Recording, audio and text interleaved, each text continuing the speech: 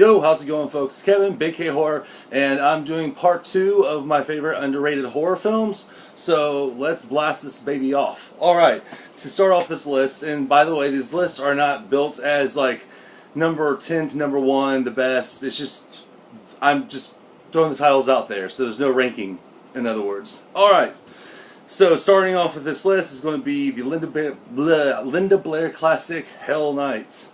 Alright, this is a very classic, I guess you call it a slasher movie, also a creature feature maybe of sorts, where a bunch of sorority people trying to get into sorority and fraternity have to spend the night in Garth Mansion that has a wicked history of murder, mayhem, and everything under the sun. And they have to spend the night there, and they get terrorized by another inhabitant living there that's part of their Garth legacy.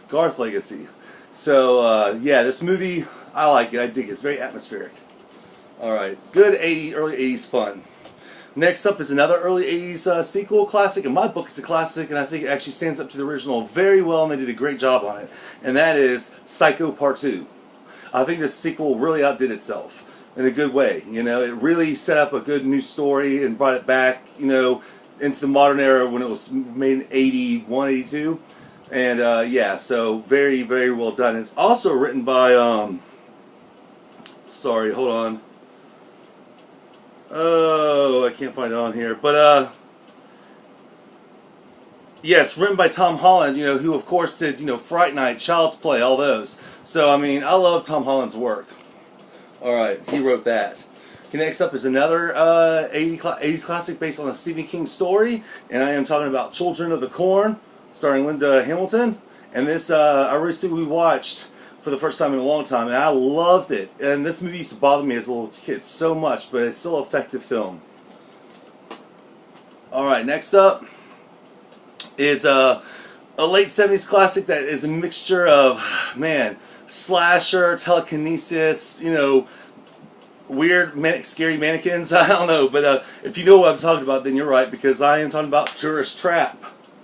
Alright, now this is a very classic, very underrated horror film. It is fucking creepy as hell.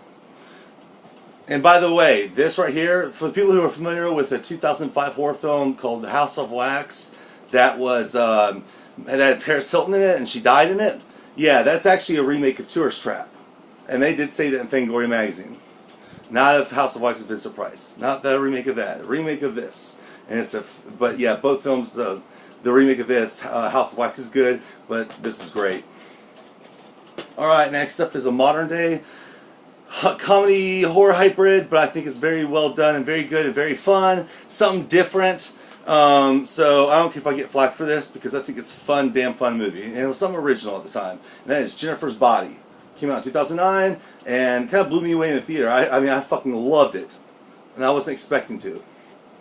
Alright, next up is another modern vampire horror film that I think needs to definitely be on this list. In fact, it was the first title I grabbed for this list when I thought, oh, what other underrated horror? And I'm talking none other than the vampire classic already, siege film, 30 Days of Night, starring Melissa George and Josh Hartnett. Great fucking vampire movie. Great, great film, and it's based on the graphic novel. Okay, next up is another early 80s classic that is one of those comfort movies for me that I can put on at any time and watch it, and it just makes me, you know, I just feel very cozy on the inside when I watch it, you know, and that is The Funhouse.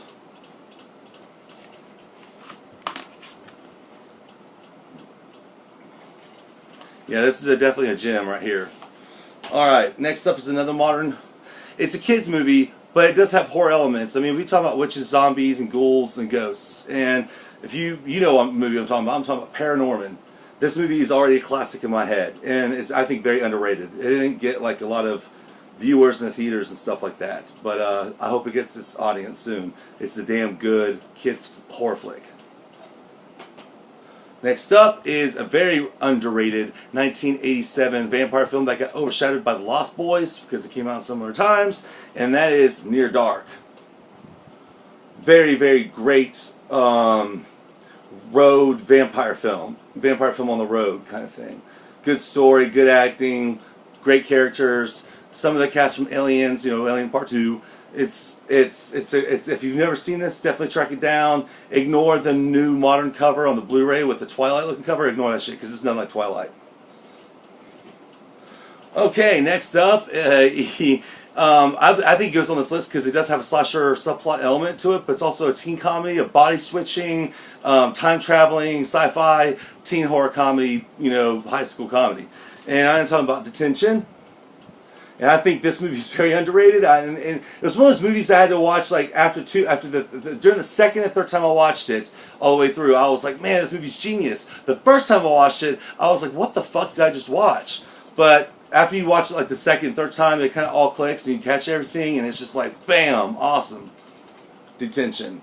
Yeah, this definitely has weird subplots involving body snatching, body switching, time lapse.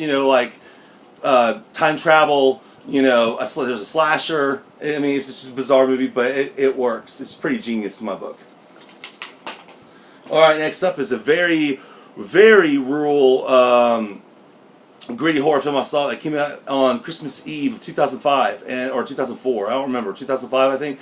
And it was just like, man, it was so grueling to sit through, but man, I was captivated and I loved it. And the sequel's about to come out, but I'm talking about the Australian film Wolf Creek. To me, this is the modern day Texas Chainsaw Massacre. Not the remake of Texas Chainsaw Massacre, but Wolf Creek is the modern day Texas Chainsaw Massacre, in my opinion. It has that same ethos to it, that same atmosphere, dread and grit. All right. Not quite horror, but it does go into the horror list because it is violent and there's a murderer on a hotel lot. And I'm talking about the 2003 horror film Identity, starring John Cusack, Amanda Peet, Ray Liotta. A great little mystery involving a bunch of people stranded at a hotel, and they all have a lot more in common than they think they do. It's very much like the classic Tin Little Indian tale for murder mystery. Very great film. Rebecca De Mornay is also in this. I loved her in this. All right. Down to the last two. This is not really so much a well-known film, but it came out during the first cycle of 8 Films to Die For when it went to theaters. Or it was the second cycle. I don't remember. But I loved it. And it was an awesome creature feature flick. Kind of mixed with also the zombie subgenre. But it was not a zombie film per se. More a creature feature in my opinion.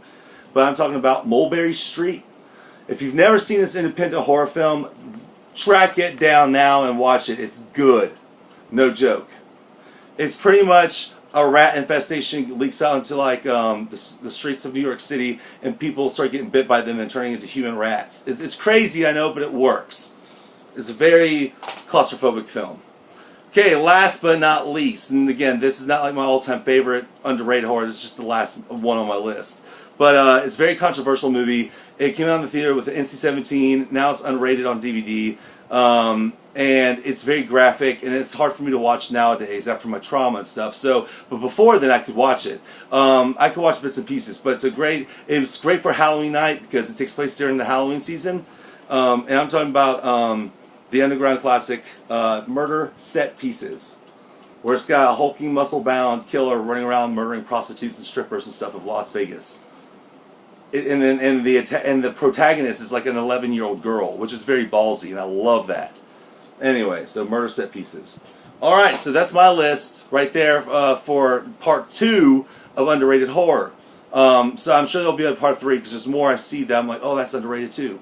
So there may be a part 3. But anyway, I hope you enjoyed. List some of yours below. All right, peace.